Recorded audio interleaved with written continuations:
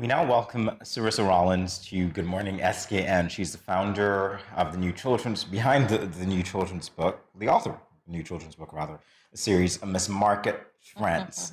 All right, so let's talk all about it. Welcome, Sarissa, first of all. What can you tell us about the book series Miss Market Friends? What is that about? Miss Market Friends is basically my tribute to my upbringing here in St. Kitts Nevis. I think that I was very fortunate to grow up in St. Kitts Nevis, and there's so many things around us that I feel sometimes we take for granted because we're so used to it. And having kids living outside of St. Kitts Nevis, I wanted to properly instill in them that pride of being of St. Kitts Nevis descent. Canada is known for their big push on multiculturalism. And so they often had to go to school, talking about like where their dad was from or where mommy was from. So I took that as my opportunity to just give them the information that they could appreciate where I was from and maybe want to come here and enjoy it as well. But it's basically was made for my kids. But once I started working on it, I realized that it translated across every kid. It's material that I think is for St. Kitts Nevis kids very relatable. And it's basically the book that I wanted to read when I was growing up. I think that would be the most succinct way to put it. I wanted to write the book that I wanted to read, and that's basically my approach to it. So that's pretty much it. It's just my tribute to a place where I think is one of the best places on earth. Oh, that's so sweet. So why the name Miss Market Friends?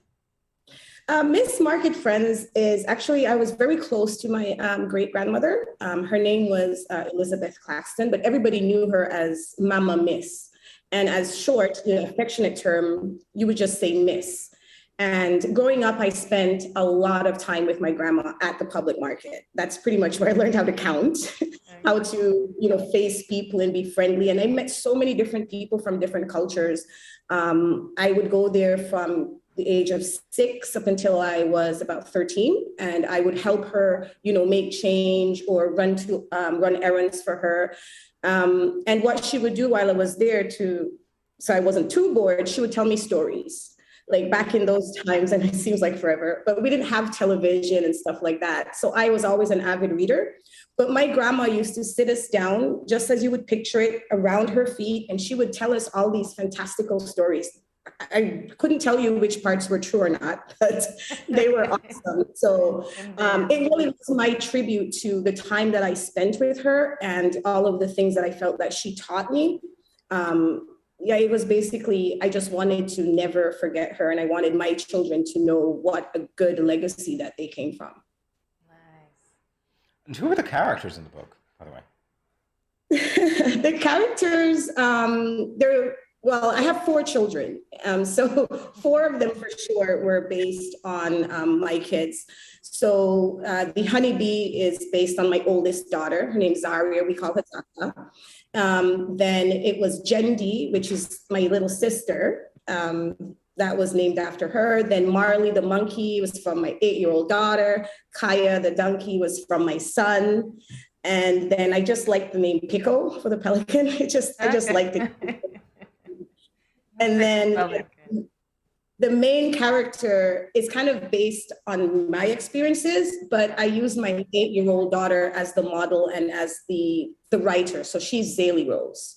Yeah, nice. They all have personal meaning to me, the names and characters. So what has the feedback been so far?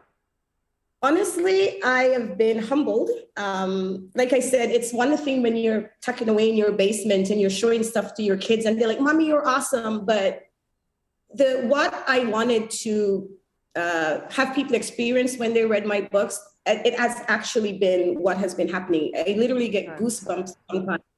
When I took it to the library one day and she was reading it, and the specific parts that I put in that you would have to be very local to kind of get.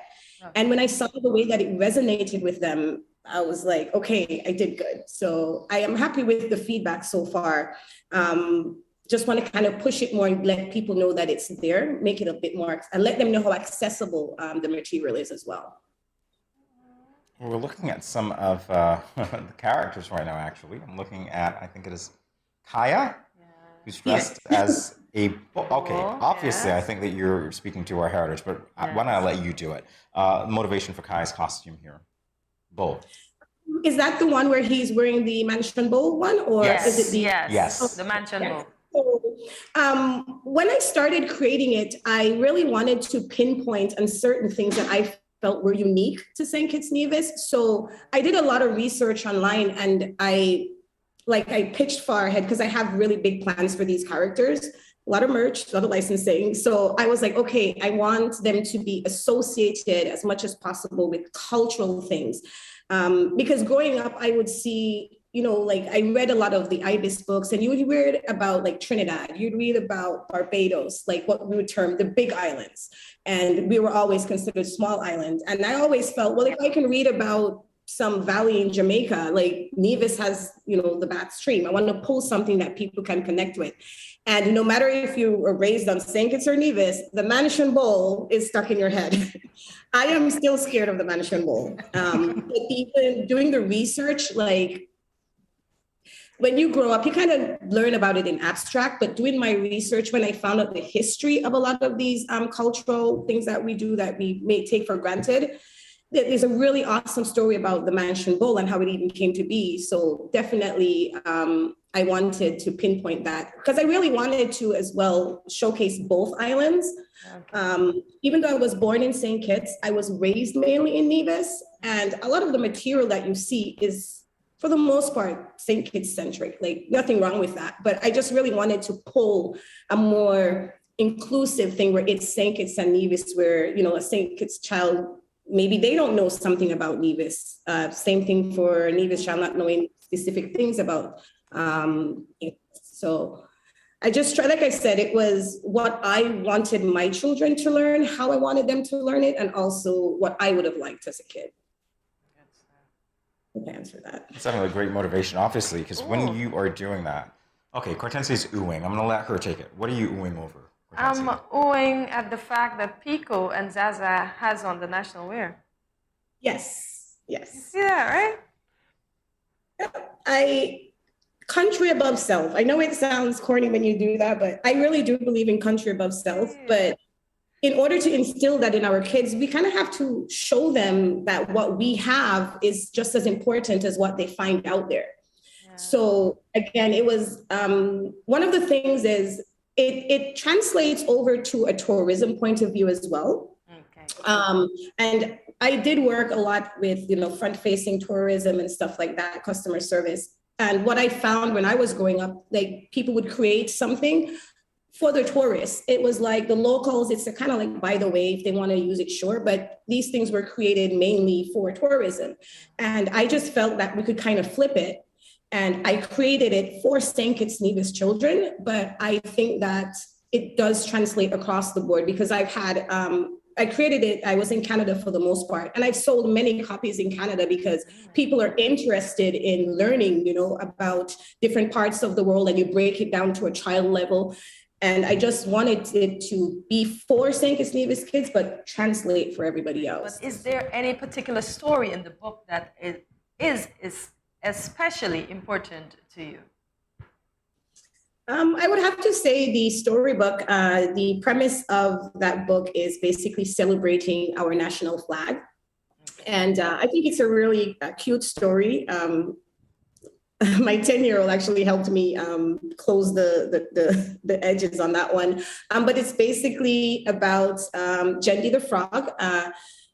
She camouflages because she's a frog, an amphibian, and her colors are the colors of the St. Kitts Nevis flag. And the premise of the story is she is playing with her friends, she disobeys her grandma, she loses her colors. And they have to figure out in a space of a couple hours before home time how to get those colors back. And to do that, they have to play cricket. And I introduced like a lot of local cricketers, a lot of local places that people know just from being around the neighborhoods. They walk and travel through Nevis, and they basically go through the game of cricket, scoring hitting a 6, catching a 4, running, that kind of stuff. And each point they do, she gets her colors back. So it's a good story, I think. That's incredibly creative, by the way. How does your mind work? I wish I had a blueprint. Honestly, that's incredibly creative. How do you think of that? I'll be honest. I've always been an avid reader. So I always write down stuff, but completely honestly, it was my 10-year-old daughter. And I wrote the plot, like the beginning, the middle. And I said, I need to figure out how to like close this loop. Like, how do I? And she said, Mommy, let them play a game. She didn't know anything about cricket at the time.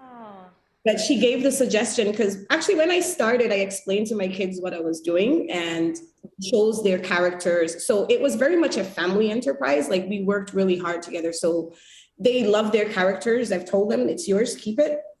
But it was my daughter that gave me the idea, and I guess I'll have to pay her at some point. But yeah, it was my daughter that did it. That would be nice. Towards her college fund. Yes. Yeah, next year. Geez, yeah. Oh wow, already. All right. So, in speaking to motherhood and the impact of your decision to launch Miss Market Friends, I think you've touched some of that. But were there any challenges that you had to overcome in doing that? Time management, etc. Time management, yes. I became a night owl. Like I was just focused on the kids during the day, and at nighttime I would sit down and I had my books and I would just write. At first, I would like write just points, write paragraphs, and then give them to read and then come back. But it basically was I had no social life. I was just taking care of kids, and then at the night I was writing. So it was a 4-year process. I worked on it really hard. So that's why it's a big payoff to see what I was going for, because I did invest a lot of time in working on it. So why do you think it was important to have local children books? Again, like I said, I read a lot as a kid. Like I was the kid that would take a book to church and have it in my hymn book. And I was like reading it. I wasn't singing. So I was always with a book. And I always kind of felt like I was missing out. Like I said, I used to get really, not upset, but a little jealous, I guess. Like when I would read about like Trinidad and this place and that place. Yeah. And then sometimes we would have kids that would come to our school from those places, and of course they're proud of their big island. Yeah, and I was always like, oh, we have so much. And then growing up, I worked a lot in the tourism industry as well, so I got to see and appreciate more of like the tourist side of things, because as a local, sometimes I think we really do take these things for granted. But when you view it from the other side, like to me, like my kids think that I come from the most exotic place on earth, just because of what I show them and how I build it up to them. So once I saw that, I was like, oh, I go to the hot bath all the time after I go to the beach. But to them, it's like, yeah, we're going to go to Nevis. And there's this really awesome hot bath place where you go, and like to them, it's like a huge adventure. To me, it's just like a normal day. Yeah. So again, if you want to instill pride into the children about where they're from and to value what we have, because we have such a treasure. I feel like people just sometimes they forget. So I really wanted to document what I think was special about St. Kitts Nevis, what I think is worthy of loving and celebrating about St. Kitts Nevis. And the earlier you can push that to kids, if I can get my kids that were not born here to appreciate it through those books, then a kid that grew up here should be able to take that book and tick off, hey, I'm at this place, I'm at that place, and it's worth putting in a book.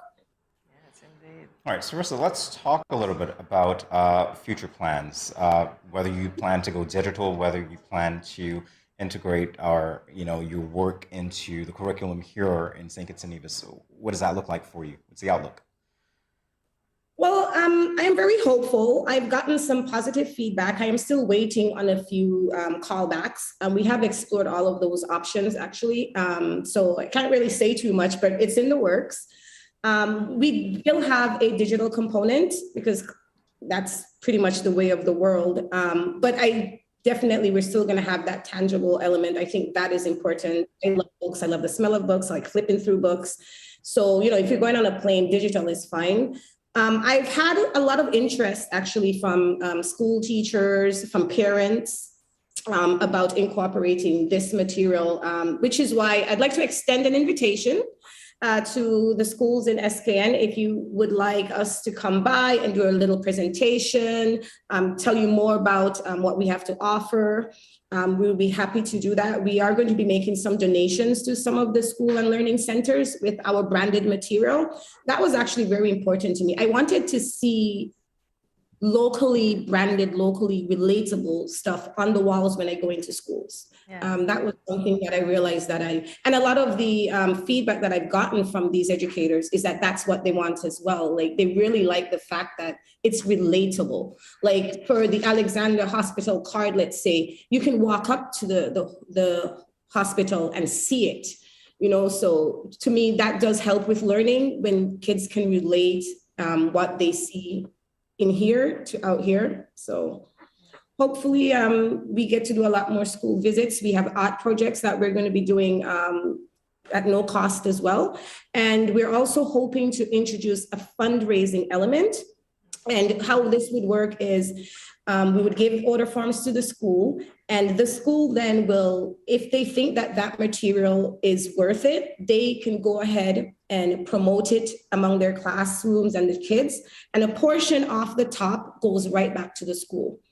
Wow. So it does alleviate a lot of the, other excessive fundraising that they may have to do. This is where you encourage a child to buy a book that you're going to use, and then that portion of that goes right off the top back to the school. So that's something that I'm actually really excited about implementing soon. Oh, that's great. So for persons who may be interested in purchasing your book, Sarissa, where can they do so? So right now, like I said, because we're kind of doing the fundraising part, I do want to leave that option open because I feel like a lot of parents would want to contribute to their school. So right now, the quickest way is to just send us an inbox on either Facebook or Instagram, and then we could get that book to you right away. But we want to, as much as possible, give back to the school. If it is for a child that attends school in St. Kitts Nevis, that part is very important to me. But other than that, if they're not interested in that, again, just send an inbox and we can deliver it to you.